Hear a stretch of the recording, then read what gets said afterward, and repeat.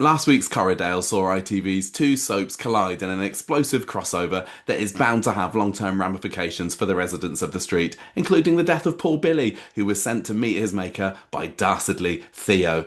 Here to talk to me today about his departure from the street is the man behind our favourite reverend. It's Dan Brocklebank. Dan, thanks for coming back on the podcast. Hello, thank you for having me. No worries, it's a pleasure. Lovely to have you back on again. I'm sad that Billy's gone, Dan. That was quite an exit, wasn't it? It was an exit, but if you've got to go, what an I, exit. I know. How long had you been, had you known that we'd be saying goodbye to Billy? And were you told straight away that that's how it was going to go? Yes, I was. I knew sort of end of May that he would be departing. Hmm. I also knew that I would be seeing out the rest of my contract. Hmm. Um, and at that time, there was so much still in development with the whole Corriedale episode.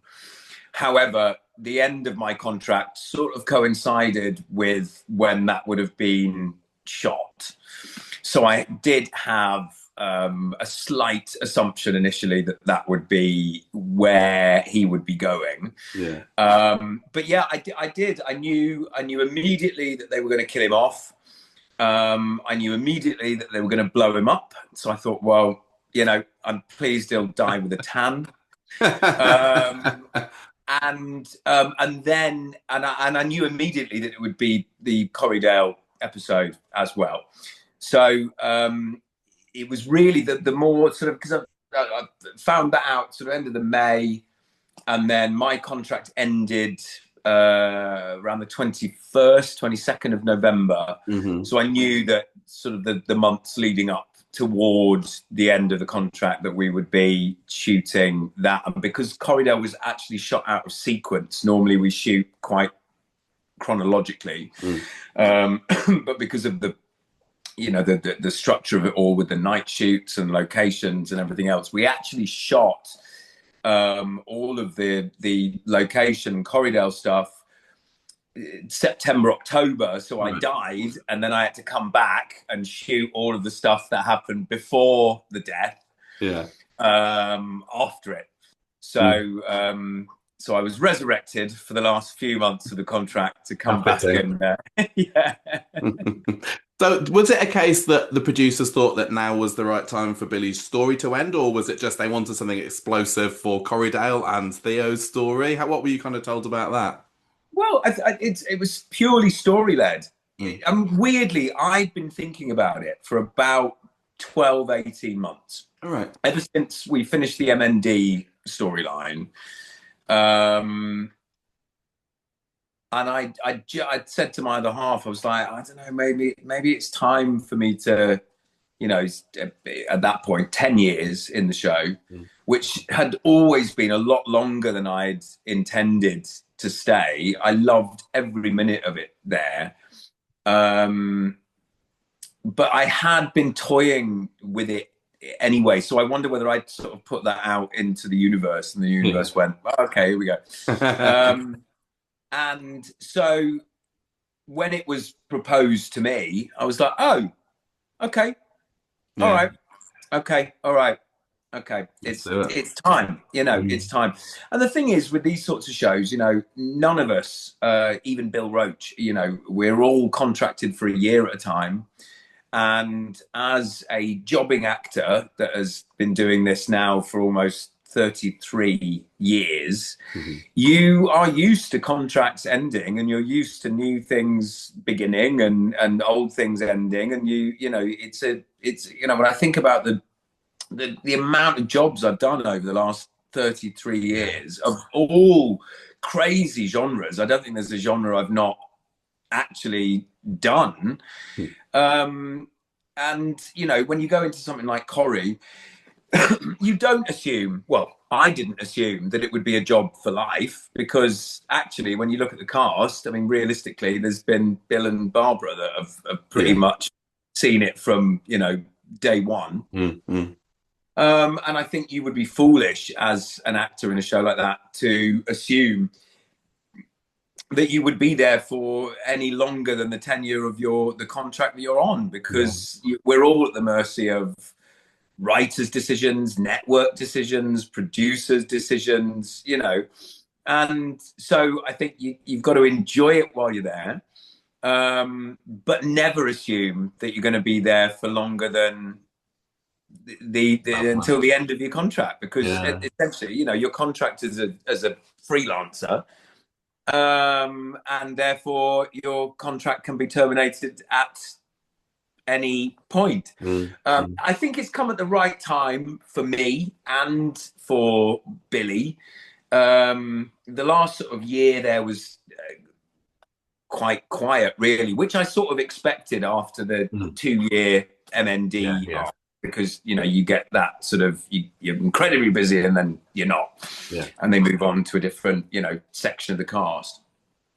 But I did sort of wonder, well, what can they do with him now? He's been involved in the first ever same-sex union. He's adopted a kid. He's had a heroin addiction. He's fallen off a cliff.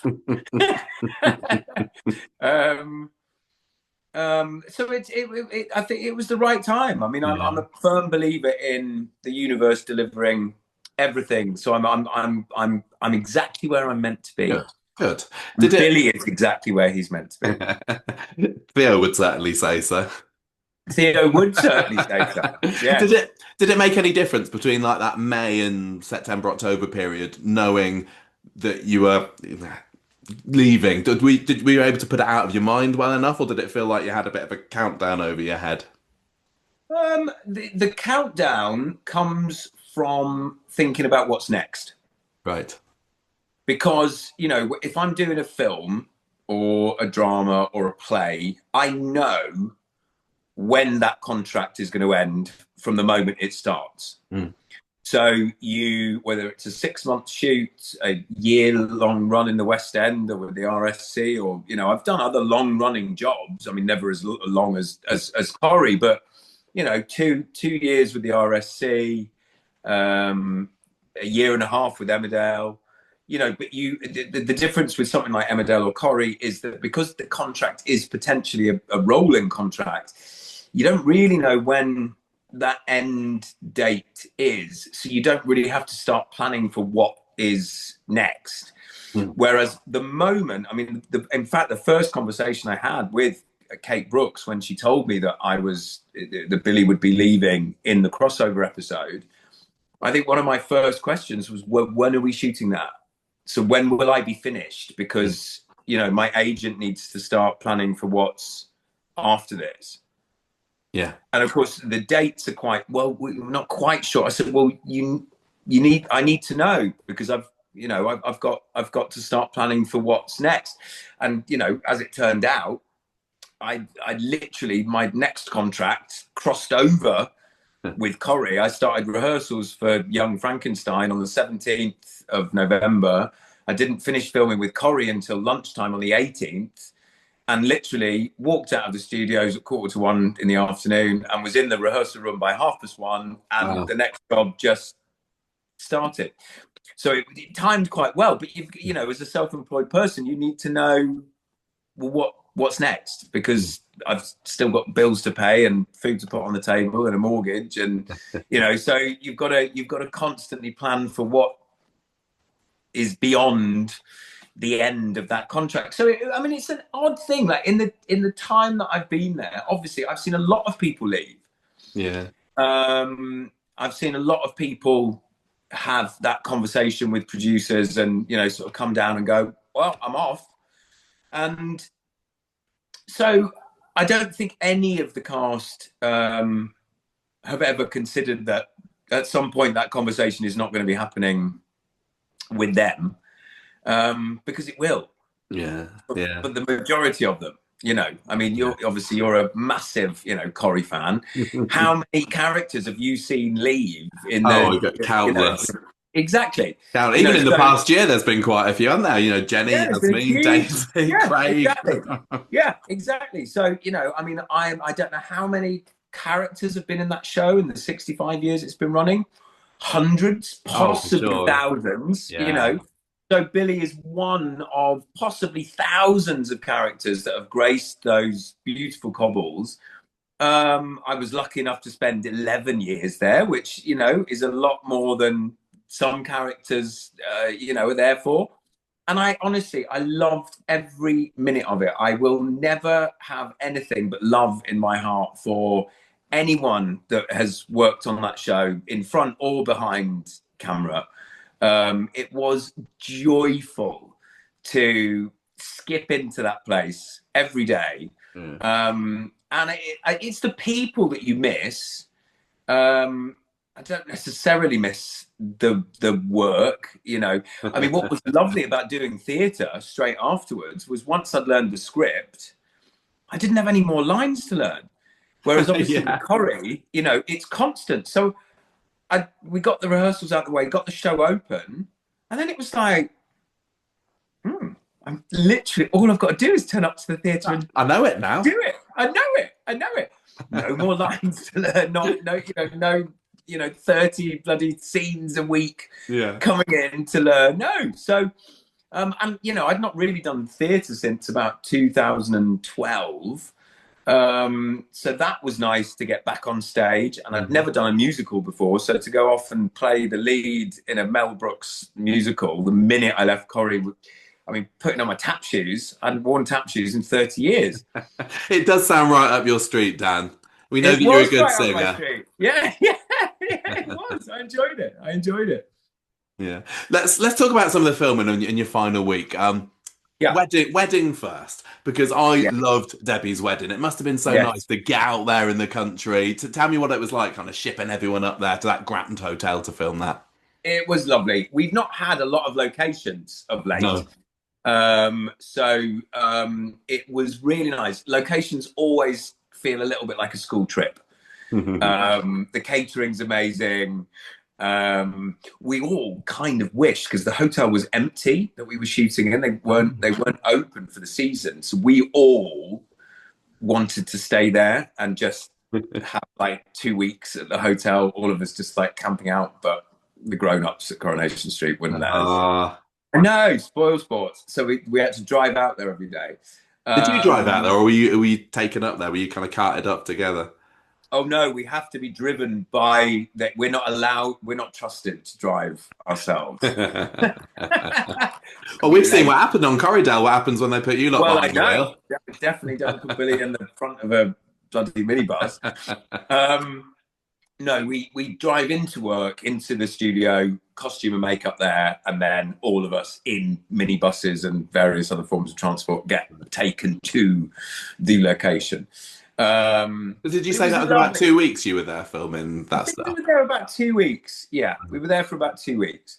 But it was a lovely hotel, and it's just so nice to be around a nice group of people. Everybody's having a good time. Obviously, you're working, but it as I said, it was nice to be out and about in the Yorkshire countryside. Yeah. And yeah, lovely. I mean, obviously, depending on your level of involvement, it depends on the amount of time that you spend there. So I think I was there for less than most because I spent a fair amount of time in the toilet with Todd, which was actually filmed back at Coronation Street. Yes, I thought that. And wasn't the hotel room that was made up, wasn't it? That was a set. The hotel room was a set. Yes, back at our set here in Media City. But all of the the exterior, obviously, and then all of the wedding banquet and all that kind of stuff, where Todd gets his drink spilt down him and all those bits, they were obviously there. Well, I want to know what's real, and I hope it was that you playing the piano when Debbie was going down the aisle? So I got a text from David, the lovely David Beecham, who directed those episodes. And now I've worked with David before, even before Corrie. David and I did a series together for the BBC, I think, called the WPC 56. So I've known David for years and years and years. And he texted me and said, obviously, I know you played the piano. These are the two songs, Let There Be Love and On top of What the was the other world. one? On top of the world. Can you learn these for the, for the recording? Hmm. Fine. So at this point, right, I'm learning all of the music and the script for Young Frankenstein, plus having done or doing the choreography for Young Frankenstein, plus still recording the scenes on Corrie, and then you can't see it, but I've got a piano over there. And so then I'm also learning the music for these two pieces to be able to play at Debbie's wedding, which Hmm. I learn. I feel there's a butt And coming. the but is coming that when I turned up on set, because I wasn't available the day before because I was shooting at Corrie in studio, I wasn't available on location. So they'd shot all of the dementia choir singing with a different pianist Ah. from an angle that I couldn't be seen from. And then they just overlaid that. So I got there and I was like, what do you mean I've not got to play it? David, I've spent weeks learning these pieces. So it's in a long-winded answer. No, it was not me playing the piano. However, I could have done because I'd learned the bloody things. Yeah. Oh Yeah. well. Oh well. Maybe someone will call on you to play it one day. Who You knows? never know. Well, maybe I should just get my registrar's license and now start doing, weddings on a weekend. You should. I bet some Corrie fans would love that. Yeah, maybe. Yeah, I'll think about it. So let's move on to Corriedale then. Now I've been doing Yeah. a little bit of reading recently about the big Corrie tram crash because that was 15 years ago, and something Yeah. I really got the impression of is how big an endeavour it felt for the people working at Corrie back then in the months leading up to it. Was that the Mhm. same for you at Corrie? Was there a sense that you were building up to something big? Yes, I think the cast were probably shielded from that to a certain degree because you're required to just to shoot what's in front of you. But yeah, I think so. I mean, we were made aware of it months before it was going to happen. Um, in fact, not long before the general public were told. I mean, we got an email about 15 minutes before it hit the press, so we only found out very briefly, before that it was going to happen. But obviously, it had been in, planning for quite some time, and Mm. they did such a brilliant job with it. It was so cinematic to watch it. I text Duncan Foster, who directed the actual Corriedale episode the day after it aired. And again, I've known Duncan for 25 years. I've worked with him on Emmerdale a million years ago, and so I thought it looked absolutely fantastic. It was like watching a movie. It was. It was. So yes, obviously the powers that be had been planning, and they'd obviously worked tirelessly to pull that cinematic sort of episode off. And for me, I was proud to be a part of it, and also proud that was my final hurrah. To sort of wave Yeah. goodbye to a person that I've been playing for 11 years in that. Yeah, yeah. I mean, I think going into the episode, a lot of viewers had a suspicion that was going to be the end for Billy because we knew that you'd left the show, but Yeah. I don't think Corrie had specifically announced that this was going to be your last one, that you were being killed off. No, they hadn't, and we tried to sort of keep that under wraps because you don't want to ruin it for the viewers, but also I think it was obviously everybody knew that I was leaving or that I'd left. And it was really hard when I was doing publicity for Young Frankenstein because, of course, all the people that let's talk about your exit, and I couldn't talk about it because I didn't ever want to mention that my exit was that Yeah. episode. So I had to sort of skirt around it. Oh yeah, it's sometime in January. I didn't want to ruin it. But a lot of people did speculate online. But of course, there was also a lot of speculation about stuff that was absolutely, completely untrue as Oh, I well. know. There was loads of rumors. Like people thought, is Tracy going to get killed off? What's going to happen with Becky? Is she going to get killed or arrested or what? But Yeah. Yeah, so it was great watching it live. I know you must have seen it at the press day, but did you I also didn't watch go it? to the press day Oh, because I didn't was you? on. No, I was on Ah, stage. I was tapping me my and you. way through Young Frankenstein. So the first time I saw it was when it aired. Oh, Yeah, okay. Well, same with me yeah, because I'd wanted to go to the press day as well, but I couldn't get up there in time. So me and you both watched it live with everyone yeah. else this No, time I was at my mum and there. dad's because I'd been working all over Christmas doing the show. I finished the show on the Saturday night, drove straight down to my mum and dad's on the Sunday morning, and then it aired on the Monday. So I was sat down at my mum and dad's with them. And we drank the bottle of champagne that Verity McLeod brought down to me on my last day. Mum and Dad and I had that whilst Hmm. we watched it. Were you pretty pleased with how it turned out then? Yes, I am. I think it was a massive, huge effort for both the Emmerdale team and the Corrie team, and I thought it looked incredible. I thought it was Mm. a really fantastic effort on both sides. And because we shot a fair bit in Leeds and they shot a fair bit over with us as well, I don't quite know why they did this, but they brought some of the Emmerdale actors over and they were shooting at Corrie and they took us over that way. So, sometimes you'd walk into the green room and there'd be a load of Emmerdale people sat in there, which was lovely because I've still got a huge amount of mates from Yeah. the Emmerdale days. And because we all see each other at awards dues. We all know each other anyway, so it's Hmm. always nice when you get that kind of, "Oh my god, what are you doing here?" Kind of thing. Yeah, 'cause Um, the inside of the minibus that was all filmed back in the studios in Leeds, wasn't it?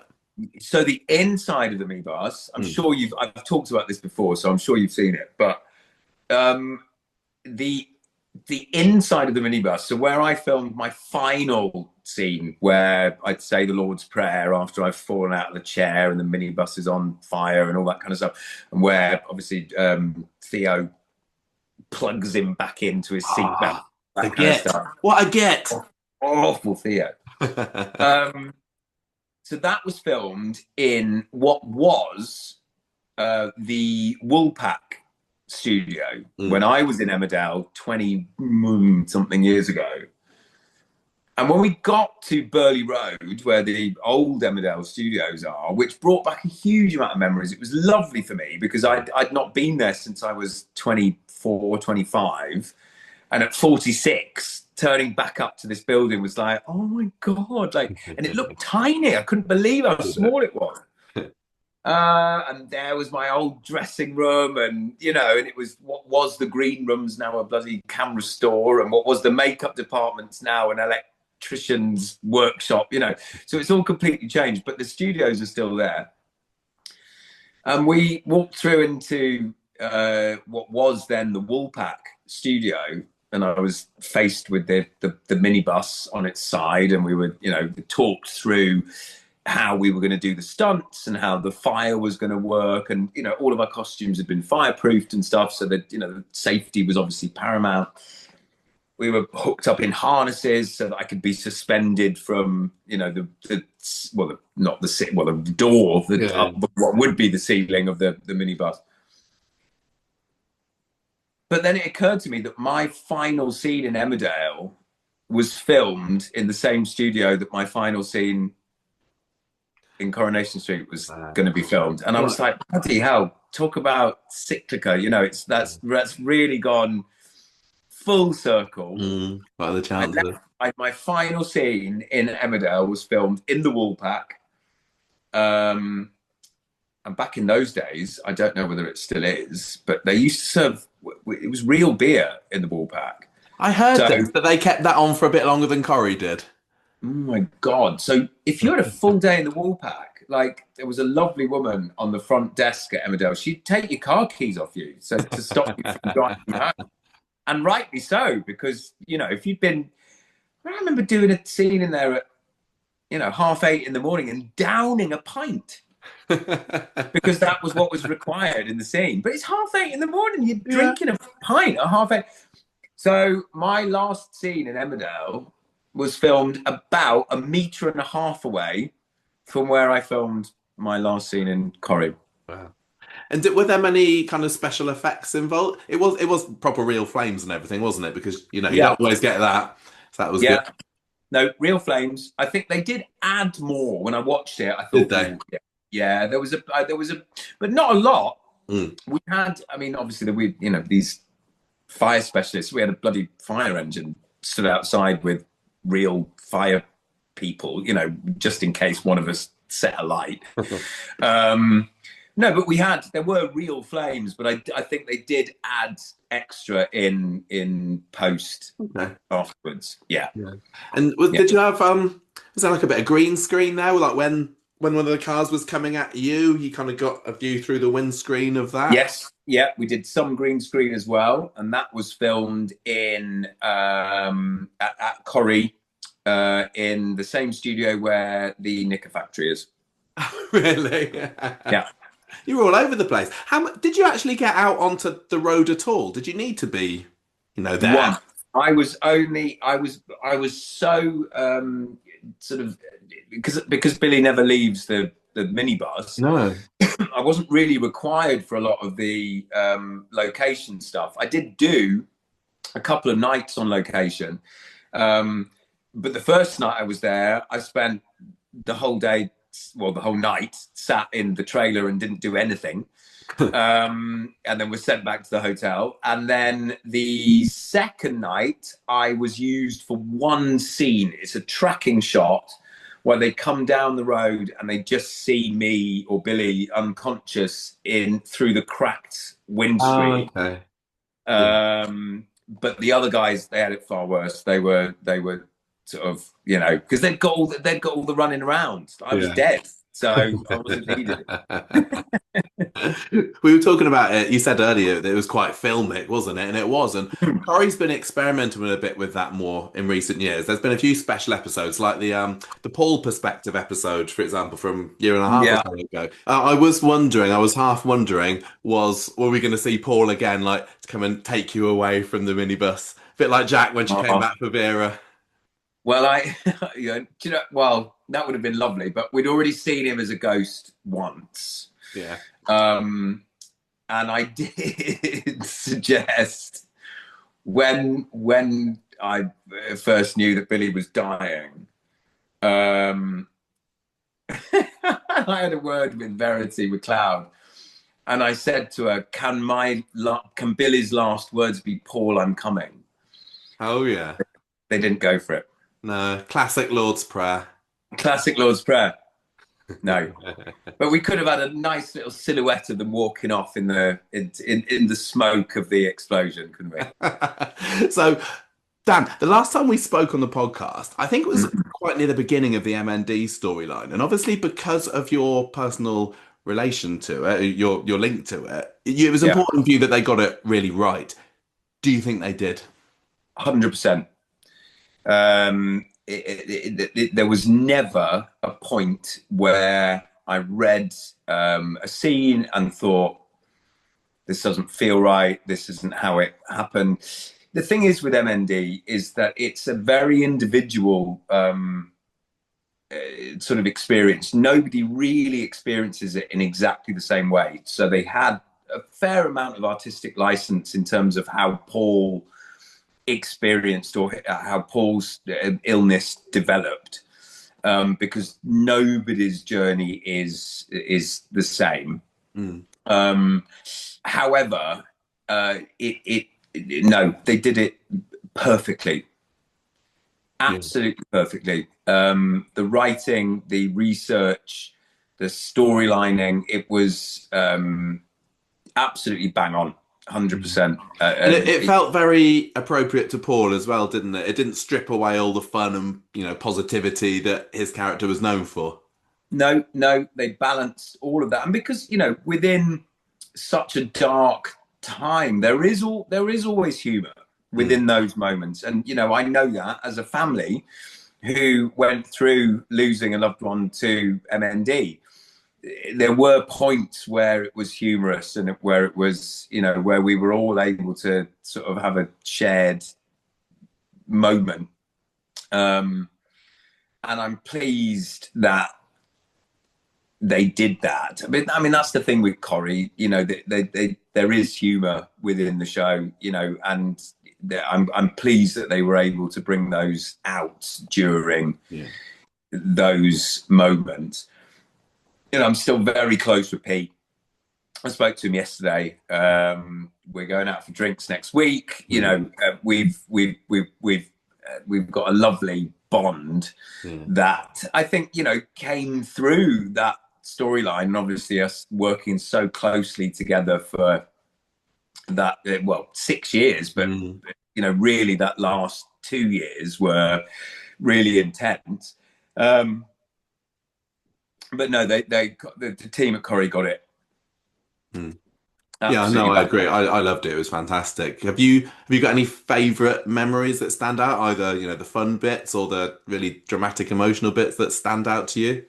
Well, that episode that you mentioned earlier, the standalone ep from Paul's perspective, that felt such. It didn't feel like filming Corrie. It was almost like doing a film. Yeah. Because, you know, it was just us. I mean, obviously there were a few points where other characters interjected, but once we got into the shooting of Billy and Paul in the flat, it was just us, the crew, the director. They set us a little table on the side there with some water, just in case we needed to step off and take a moment, because it was intense. It Was looked super really intense. And which I mean, what went out, the actual episode that went out, we lost 40 minutes of footage. Oh no, really? There is another 40 minutes of footage that they had to cut out to fit in the, you know, the hour slot, Yeah. which I've never seen.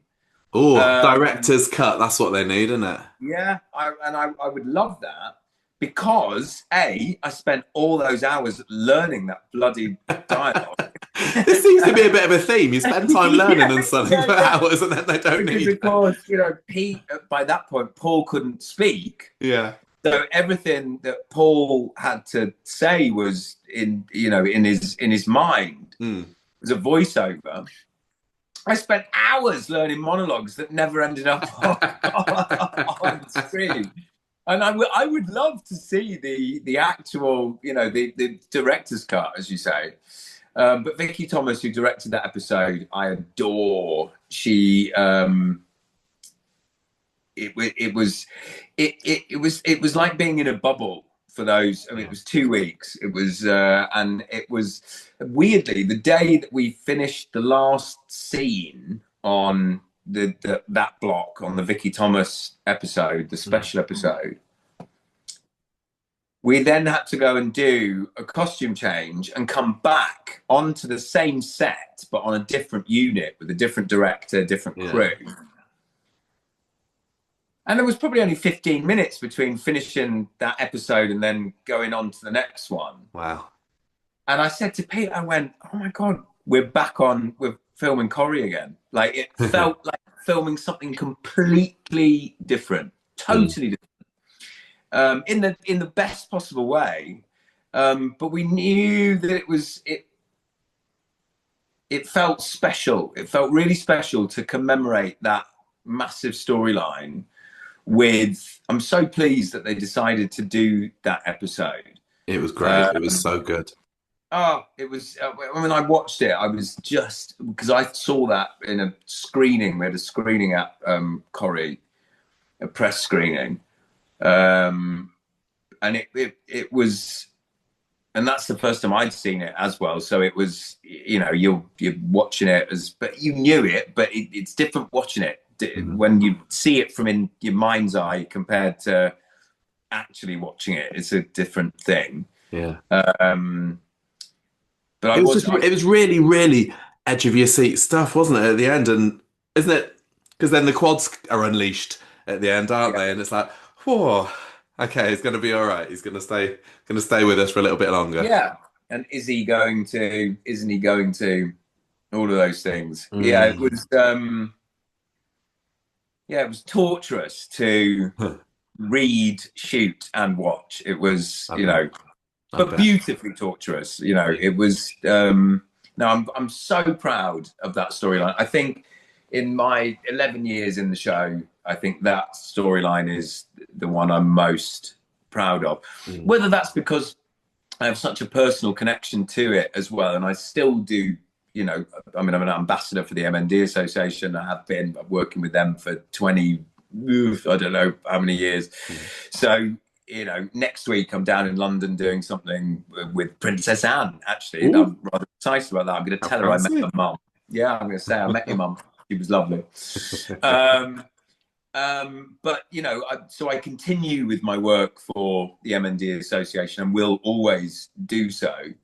So it felt so special to be telling such a personal story so publicly, and then having to, you know, like ask my mum, "Do you mind if I talk about what it was like with Grandad? Do Mm. you mind if I mention this specific thing that happened that could be helpful to tell this story?" You know, so we as a family sort of had to embrace being able to share what were quite painful and personal moments. But I think in the long run, you're helping people because Yeah. obviously, you know, I'm very much involved with the MND community. I know many people who are currently living with it, and their families.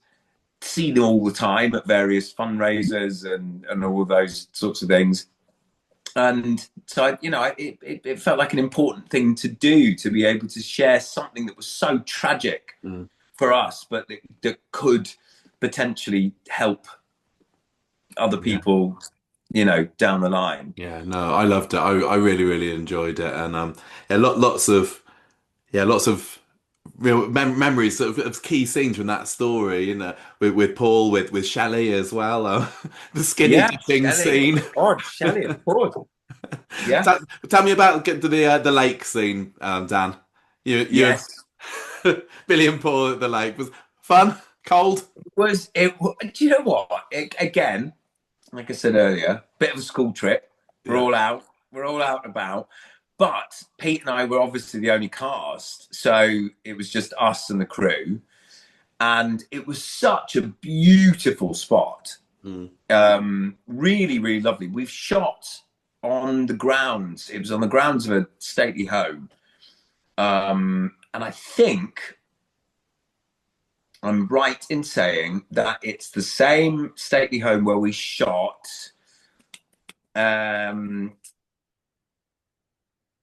I'm trying to think of character names. With Kath Tilsley's wedding when she married, Oh, when Eva's wedding, yeah. Eva married. Uh, Aidan. yeah, and she got thrown in the water fountain. Oh, okay. That's the same location.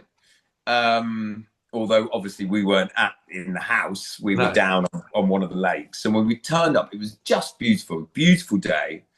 Oh my God, it was freezing cold. And Pete and I were in the water, and we'd got, because obviously the characters are meant to be skinny dipping, Yeah. but we were wearing like these flesh coloured sort of swimming shorts. But that was it. And the silt in the bottom of the lake was, you know, this sort of thick. So we'd got these weird swimming boots things on to stop us from walking through the silt. But because there was the shot where Paul was floating and I'd got him on my chest, Yeah. Pete couldn't wear the boots because they could see them in the shot. So Yeah, poor yeah. Pete was squelching through all this bloody mud. It was freezing cold. And not because the day was cold, but I think just the amount of time that we spent in the water and, you know, without all the crew, they're all right. They're in wetsuits and like, you know, yeah.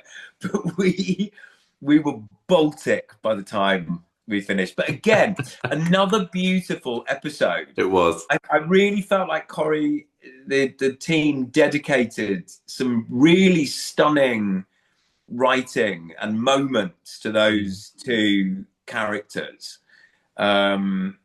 Yeah, again, a lovely standard, almost a standalone episode. Obviously, it cut back to what was going on the street, but in terms of their strand in that episode, again, a really lovely homage to their relationship, Paul's illness, and Billy just trying to get his head around. Yeah.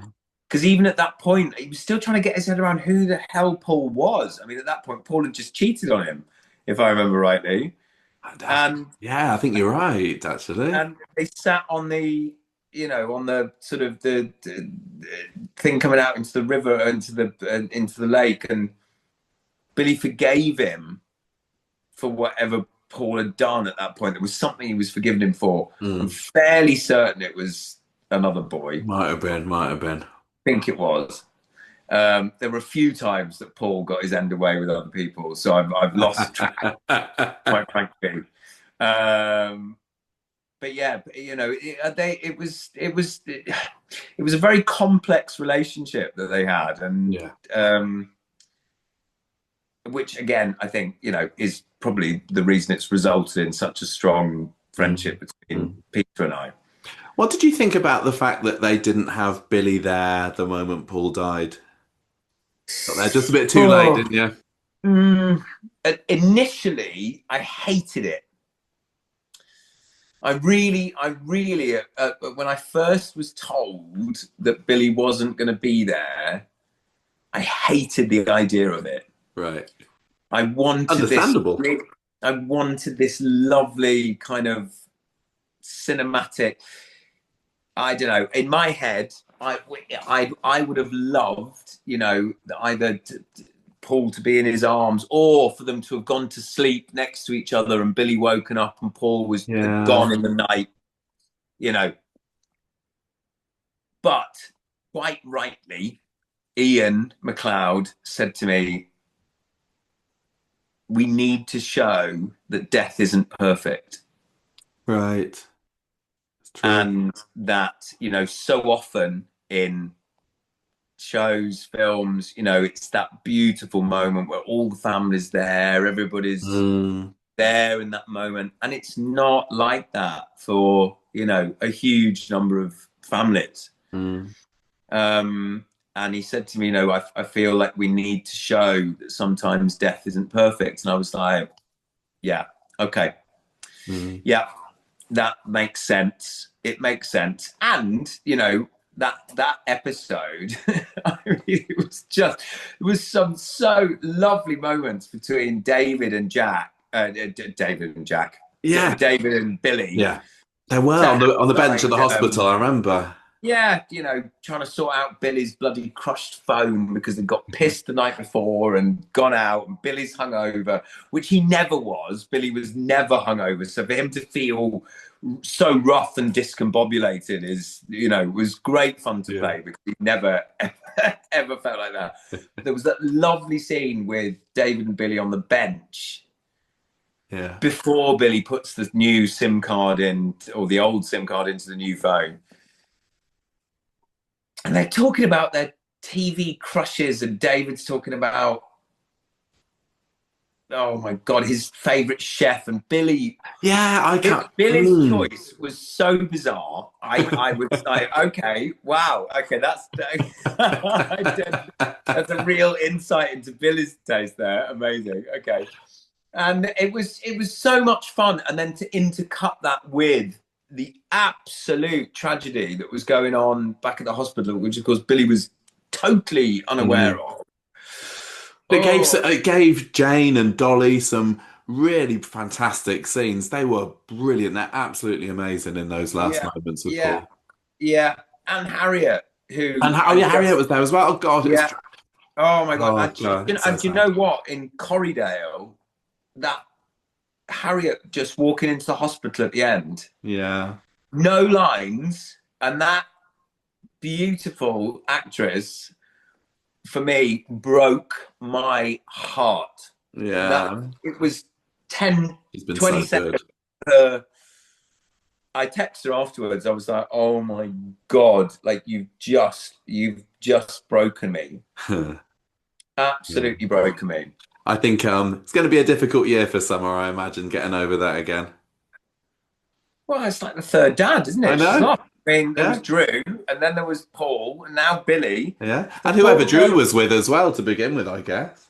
No, they got divorced. Uh, Yeah, no, okay. they no But no no still, no. that's a lot more dads than most of us have to grieve. Yeah, Do you, yeah. when you leave, do you get an idea about what's going to happen next and the trajectories for the characters, or are you just as much in the dark as the rest of us now about what's No, happening for her no. and The Gordon? minute you leave, you leave the cast WhatsApp group, gone.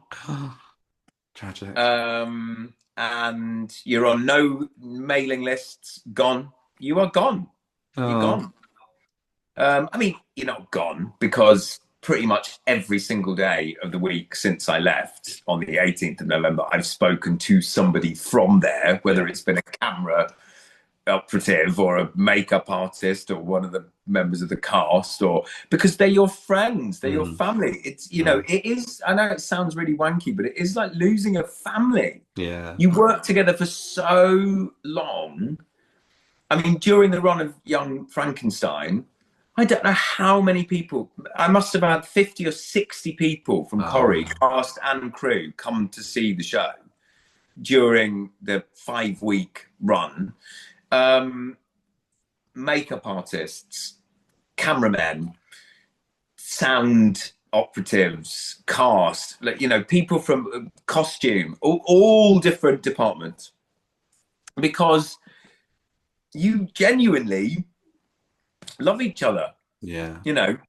You've been in each other's lives for, well, in my case, 11 years, but that's births, deaths, marriages, divorces, and everything else in between. You support each other through all of those things, and it's a beautiful place to work. So when you're no longer there, that's what you miss. Not Yeah. the job necessarily, because you go on and you do your next job, but that closeness that you build with people is it's sort of unheard of, really, in our industry, because it's a very transient industry. You move on, you Mm. go on to the next job, you go, whereas this, you're in each other's lives every day. So it is a big personal loss when you leave. Yeah. Yeah. Did you take anything away from the set as a little memento of Billy?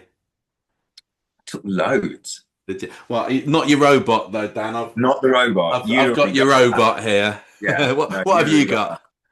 Well, I've got a box up here which is full of all sorts of things, Polaroids from Billy and Paul's My robot's just crashing stag around do. all over the place here. Okay, go It's on. what? He's just crashing around. He's just making a nuisance of himself. Right, go on. You got a box full of Polaroids. Well, I do. I've got a box full of stuff actually, and it's right. It's within reach. Okay, Go on, show me. I'm gonna. Well, I'm not gonna show you everything. Some of it's not screenable, but okay. So I've got a few episodes that I decided to keep. hmm So it's Billy and Paul's. That's Billy and Paul's special app. There. That is the sash from Billy and Paul's stag do. Yeah. There were a few things. So this. So as you will see, it says Palace on the top, but it has a picture of the Eiffel Tower. Yeah. So This needs explaining. that is a card from Peter Ash. So there was an episode that we shot where Bernie had to talk about Paul's christening, which happened in Powys, right? Right. But Pete hadn't read Bernie's monologue. So every time she was talking about Powys in Wales, Pete was sat there thinking, why has she given Bernie a speech impediment?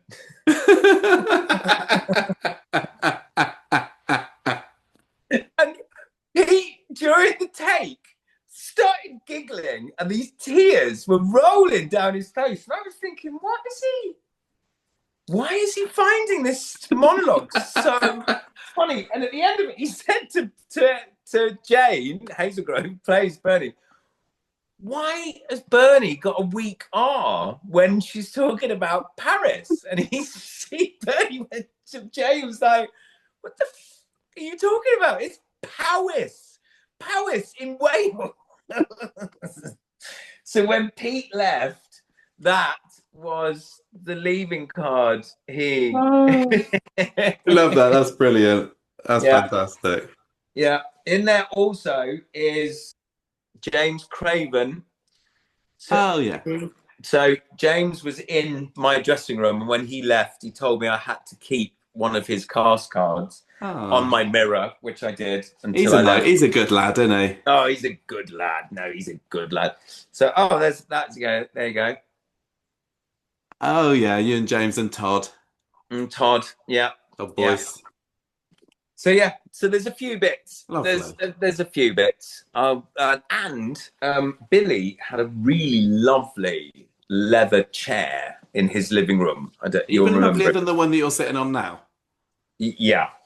Well, just as lovely. Different. It was a brown leather chair with wooden arms. Do you remember it? Vaguely. Sofa. He had the little 2-seater sofa, and then this little leather chair. Okay. That's in my bedroom upstairs. Oh, very nice. Very nice. Well, Dan, it's been lovely talking to you today. Thank you so much for coming on. I'm still grieving. I mean, this has got his funeral coming soon. Are you gonna watch the funeral, do you think? Yeah, of course I'm going to watch the funeral. I want to see people crying over me. Of course I do. Well, I'm sure there won't be a dry eye across the nation because we all miss Billy. And thank you so much for coming on the podcast today. Lovely speaking. Thank you for having me. And I wish you the best of luck in the future. Stage, screen, whatever happens, I'll be there to see. Thank you. Thank you. Cheers. All right, I'll let you go then. Bye-bye. Bye-bye.